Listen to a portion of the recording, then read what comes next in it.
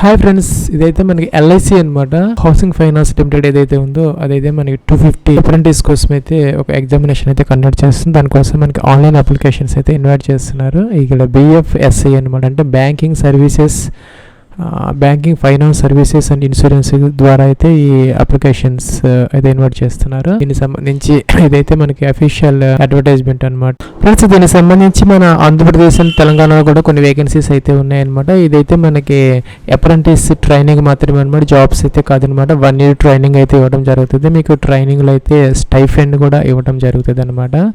9,000 నుంచి 15,000 వరకు అయితే ఆ యొక్క లొకేషన్ బట్టి మీకు ఆ యొక్క స్టైఫండ్ అయితే నెల ఇవ్వడం జరుగుతుంది. ఇది 1 year ప్రోగ్రామ్ అనమాట.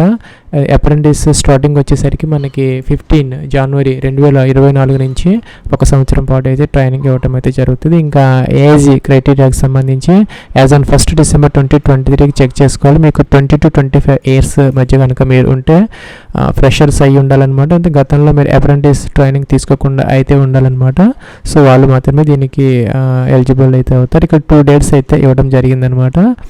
ఇక్కడ ఎడ్యుకేషనల్ క్వాలిఫికేషన్ కోసం అనమాట. ఈ 2 dates మధ్య కనుక మీ యొక్క గ్రాడ్యుయేషన్ అయిపోతే కనుక BA, BCom, BSc, MBA, PG ఇలాగా వేరియస్ గ్రాడ్యుయేట్స్ అందరికీ కూడాను అవకాశం అయితే ఉన్నదనమాట. 1st December 2023 అలాగే 1st April 2020 అనమాట. అంటే 1/4/2020 అలాగే 1/12/2023 మధ్య కనుక మీ యొక్క గ్రాడ్యుయేషన్ అయిపోతే మీరు దీనికి ఎలిజిబుల్ అయితే అవుతారనమాట.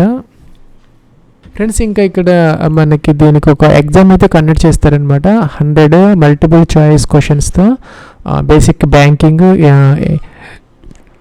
ఇన్వెస్ట్మెంట్ అండ్ ఇన్సూరెన్స్ అనమాట. అలాగే quantitative, reasoning, digital, computer literacy, English ఇలాగా ఒక 100 మార్క్స్కి 60 minutes అంటే 1 గంట డ్యూరేషన్. ఎగ్జామినేషన్ సెంటర్ ఏముండదు, మీరు ఇంటి దగ్గర నుంచి మొబైల్ ఫోన్లో అయితే ఎగ్జామ్ అయితే రాయొచ్చు అనమాట. మొబైల్ ఫోన్తో పాటు మనకి కెమెరా ఉంటే కనుక, ఇంటర్నెట్ ఉంటే మీరు ఇంటి దగ్గర నుంచి అయితే ఎగ్జామ్ అయితే రాసుకోవచ్చు అనమాట. దీనికి సంబంధించి ఎగ్జామినేషన్ ఫీజు అయితే కలెక్ట్ చేస్తున్నారు. PWD క్యాండిడేట్స్కి 472 రూపీస్, SC ST ఫీమేల్ క్యాండిడేట్స్కి 708 రూపీస్ అనమాట. అలాగే జనరల్ OBC క్యాండిడేట్స్కి 944 రూపీస్ అనమాట. అలాగే EWS కూడా 944 రూపీస్ అయితే కలెక్ట్ చేయడం అయితే జరుగుతుంది. ఫ్రెండ్స్, ఇంకా మనకి అప్లికేషన్ స్టార్టింగ్ వచ్చేసరికి 22nd December స్టార్ట్ అయింది.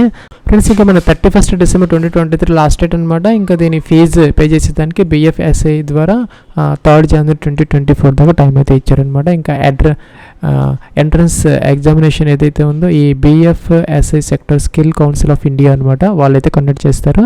6th January 2024 అనమాట. ఫ్రమ్ హోమ్ మీరు ఎగ్జామ్ అయితే రాసుకోవచ్చు. ఇంకా షార్ట్ లిస్టెడ్ క్యాండిడేట్స్ కోసం అయితే లిస్ట్ అయితే ఉంటుంది 9th January అలాగే 11th January మధ్య అనమాట. అలాగే final selected candidates will be issued offer letters 12th January నుంచి 13th January అనమాట. 15th January నుంచి మీకు ట్రైనింగ్ అయితే స్టార్ట్ అవుతుంది.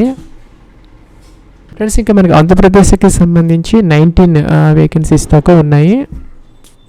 అలాగే మనకి తెలంగాణకి సంబంధించి ఒక 30 వేకెన్సీస్ దాకా ఇక్కడ ఇవ్వడం జరిగింది అనమాట. ఇక్కడ మనకి కేటగిరీ 1 to 3 ఇచ్చారనమాట. 1 to 3 ప్రకారం మీకు స్టైఫండ్ అయితే ఉంటుంది. మీకు CAT 1లో కనుక మీకు ట్రైనింగ్ కనుక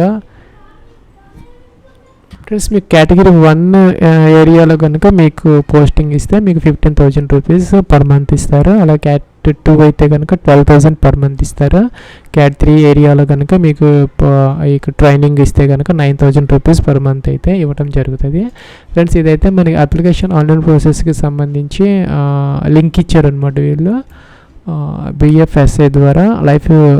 LIC housing finance limited apprenticeship examination application form అనమాట. మీకు Gmail అకౌంట్ ఉంటే డైరెక్ట్గా ఫామ్ ఓపెన్ అవుతుంది, లేకపోతే మీకు ప్రాంప్ట్ వస్తుంది అనమాట, సైన్ ఇన్ ఫాము. అదైతే మీరు లాగిన్ అయితే అవ్వాలి. లాగిన్ అయిన తర్వాత ఇలాగా మీకు ఫామ్ అయితే వస్తుంది. మీకు ఇక్కడ మీ యొక్క ఈమెయిల్ ID అయితే కన్ఫర్మ్ అయితే చేసుకోవాలి. ఇక్కడైతే NATS అంటే మనకి నేషనల్ అప్రెంటిస్ ట్రైనింగ్ స్కీమ్ కింద మీరు ఎన్రోల్ అయితే అవ్వాలన్నమాట.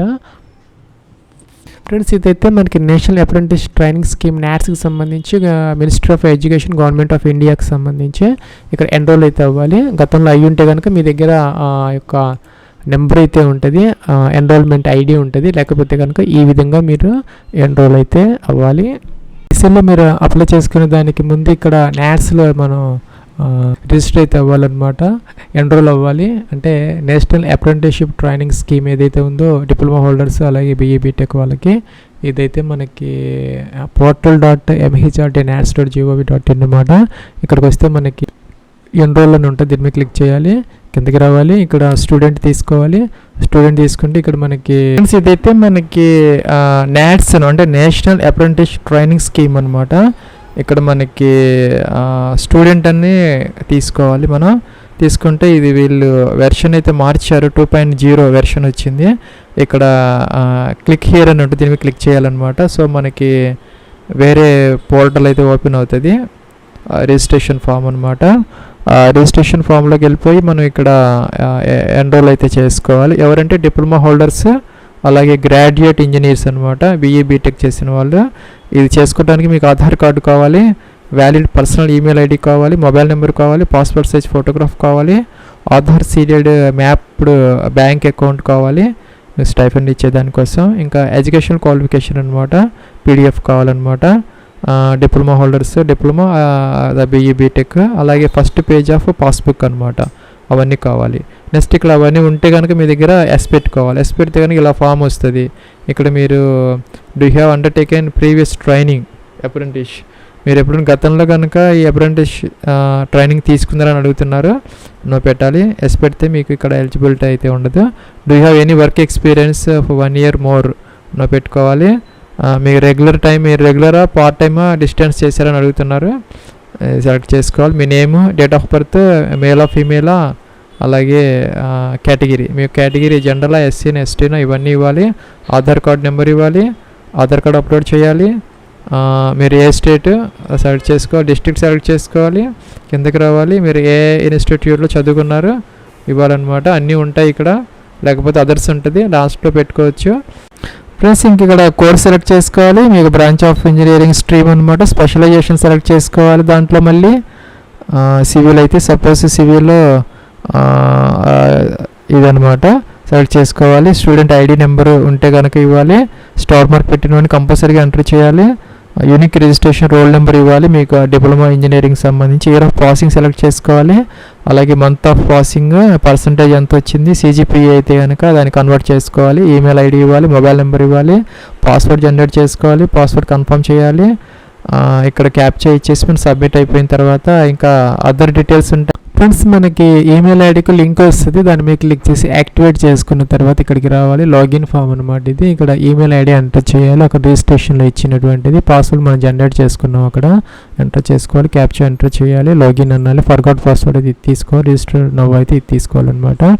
లాగిన్ అయితే అవ్వాలి. ఫ్రెండ్స్ మనకి ఇక్కడ నెక్స్ట్ ఇలా అయితే వస్తుంది అనమాట. 5 steps ఆఫ్ అప్లికేషన్ ప్రాసెస్లో బేసిక్ డీటెయిల్స్ ఎంటర్ చేస్తున్నాం మనం ఇప్పుడు. తర్వాత ఎడ్యుకేషన్ డీటెయిల్స్, తర్వాత కమ్యూనికేషన్ ఇన్ఫర్మేషన్, తర్వాత ట్రైనింగ్ ప్రిఫరెన్సెస్, అలాగే బ్యాంక్ డీటెయిల్స్ అనమాట. ఇక్కడ బేసిక్ డీటెయిల్స్లో వచ్చేసరికి మనం ఫోటో వచ్చేసరికి JPG ఫార్మేట్లో అప్లోడ్ అయితే చేసుకోవాలి.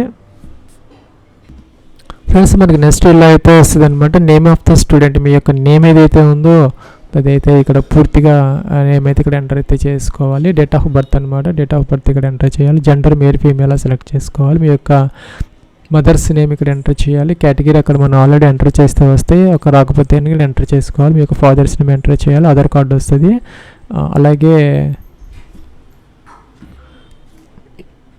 మైనారిటీ స్టేటస్ కనుక మీకుంటే కనుక హిందూ కాకుండా మీరు అదర్ రిలీజియన్కి సంబంధించిన వాళ్ళైతే మీకు మైనారిటీ స్టేటస్ ఉంటుంది, ఎస్ పెట్టుకోవచ్చు. హిందూ కేటగిరీకి సంబంధించిన నో అయితే పెట్టుకోవాలన్నమాట. అలాగే ఇక్కడ PWD క్యాండిడేట్స్ అయితే ఎస్ పెట్టాలి, లేకపోతే నో అనమాట. మీకు ఈమెయిల్ ID చూపిస్తుంది, మనం ఆల్రెడీ అక్కడ ఎంటర్ చేసాము, చెక్ చేసుకోవాలి. మీకు మొబైల్ నెంబర్ కూడా ఆటోమేటిక్గా వస్తుంది, చెక్ చేసుకోవాలి. ఇక్కడ సేవ్ అండ్ కన్ఫర్మ్ అయితే చేయాలి.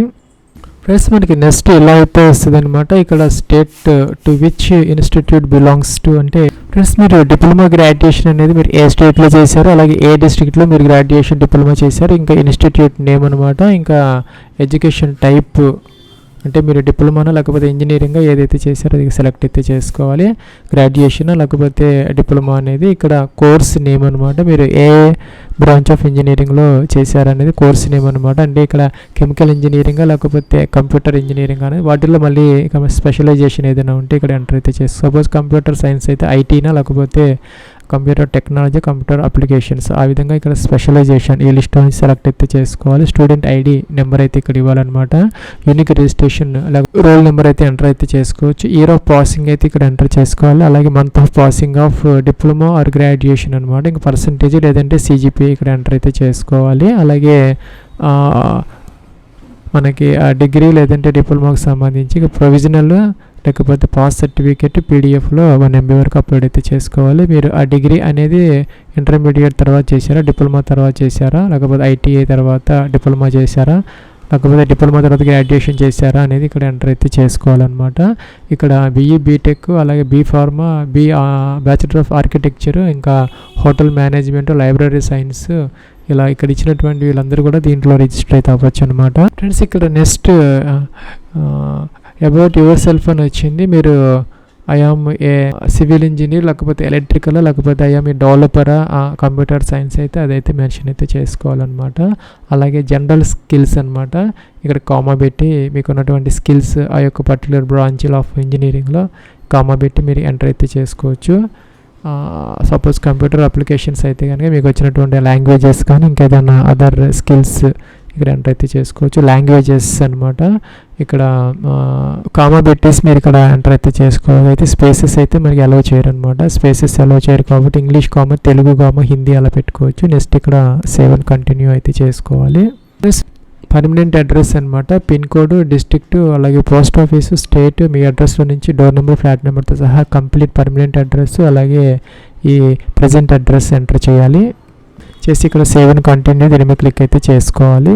ప్లస్ ఇక్కడ నెక్స్ట్ మనకి లొకేషన్ ఆఫ్ ట్రైనింగ్ అనమాట. మీకు ఏ లొకేషన్లో ఏ స్టేట్లో మీకు ఈ యొక్క ట్రైనింగ్ ప్రిఫరెన్స్ అడుగుతున్నారు అనమాట. సపోజ్ మీరు ఆంధ్రప్రదేశ్ డిస్ట్రిక్ట్స్ వస్తాయి, లేదా తెలంగాణ ఇస్తే డిస్ట్రిక్ట్స్ వస్తాయి.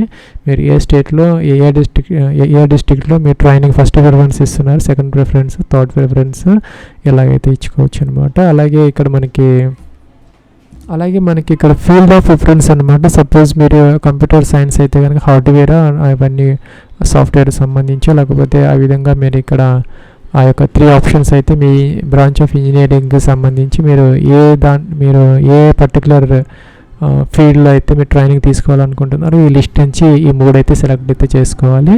తర్వాత సేవ్ అండ్ కంటిన్యూ అయితే చేసుకోవాలి. ఫ్రెండ్స్ ఇక్కడ బ్యాంక్ అకౌంట్ డీటెయిల్స్ అయితే మనం ఎంటర్ చేసుకోవాలి. ఇక్కడ మీకున్నటువంటి యొక్క బ్యాంక్ ఆధార్ కార్డ్తో ఏదైతే సీల్డ్ అయ్యిందో దానికి సంబంధించినటువంటి ఆ యొక్క bank IFSC code, bank branch name, bank account number, అలాగే name of the account holder, మీ యొక్క నేమ్ అనమాట. ఆ యొక్క passbook first page with photograph ఉన్నది అప్లోడ్ అయితే చేసుకోవాలి. నెక్స్ట్ సేవ్ అండ్ ప్రివ్యూ అయితే చూసుకోవాలి. నెక్స్ట్ ఇక్కడ మనకి టిక్ ఆన్ చేసుకోవాలి. టిక్ ఆన్ చేసి మీరు ఏదైనా ఎడిట్ అయినా చేసుకోవాలంటే చెక్ చేసి ఎడిట్ చేసుకోవచ్చు, అది ప్రింట్ తీసుకోవచ్చు అనమాట. లేకపోతే ఫైనల్ సబ్మిట్ అయితే మీరు చేసుకోవచ్చు. ఫ్రెండ్స్ నెక్స్ట్ మీకు ఒక ఎన్రోల్మెంట్ నెంబర్ అయితే క్రియేట్ అవుతుంది, ఇదైతే మీరు నోట్ చేసుకొని పెట్టుకోవాలి. ఫ్రెండ్స్ ఇక్కడ మీకు ఫుల్ నేమ్ అయితే ఇక్కడ టైప్ చేసుకోవాలి. అలాగే డేట్ ఆఫ్ బర్త్ అనమాట. ఇక్కడ ఈ విధంగా DDMI ఫార్మాట్లో, అలాగే మీరు మేల్ ఫీమేల్ సెలెక్ట్ చేసుకోవాలి. ఇక్కడ ఈమెయిల్ ID అయితే మళ్ళీ ఇక్కడ మనం కన్ఫర్మ్ చేయమంటున్నారు. మీకు ఈమెయిల్ ID ఎంటర్ చేయాలి. మొబైల్ నెంబర్, మీకు 10 డిజిట్ మొబైల్ నెంబర్ ఏదైతే ఉందో అదైతే ఇక్కడ ఎంటర్ అయితే చేసుకోవాలి. ఇంకా ఆధార్ కార్డు కానీ లేదంటే పాన్ నెంబర్ కానీ అనమాట. ఏదో ఒకటి మీ యొక్క 12 డిజిట్ ఆధార్ నెంబర్ లేదంటే పాన్ కార్డు నెంబర్ అయితే ఇక్కడ ఎంటర్ అయితే చేసుకోవాలి. I'm from the category of SC/ST అయితే ఇది టిక్ ఆన్ చేయాలి. జనరల్ OBC EWS అయితే ఫస్ట్ సెలెక్ట్ చేసుకోవాలి. PWD క్యాండిడేట్స్ అయితే థర్డ్ సెలెక్ట్ అయితే చేసుకోవాలన్నమాట. ఫీజు వచ్చేసరికి SC/ST ఉమెన్కి అయితే 600 రూపీస్ ఇది టిక్ చేసుకోవాలి. అలాగే జనరల్ OBC EWS అయితే కనుక 800 రూపీస్ ప్లస్ GST అనమాట, అంటే 944 రూపీస్ అవుతుంది. ఇది టిక్ ఆన్ చేసుకోవాలి. PWD క్యాండిడేట్స్ అయితే థర్డ్ది టిక్ ఆన్ చేసుకోవాలన్నమాట. ఇంకా PWD క్యాండిడేట్స్కి స్క్రైబ్ కావాలి కాబట్టి వాళ్ళ స్క్రైబ్ నేము, వాళ్ళ ఆధార్ కార్డు నెంబరు, వాళ్ళ డేట్ ఆఫ్ బర్త్ అయితే ఇవ్వాలన్నమాట. జనరల్ క్యాండిడేట్స్కి అయితే అవసరమైతే లేదనమాట. స్టార్ మార్క్ పెట్టినవి మాత్రం కంపల్సరీగా మనం ఇక్కడ ఫిల్ అవుట్ అయితే చేసుకోవాలి.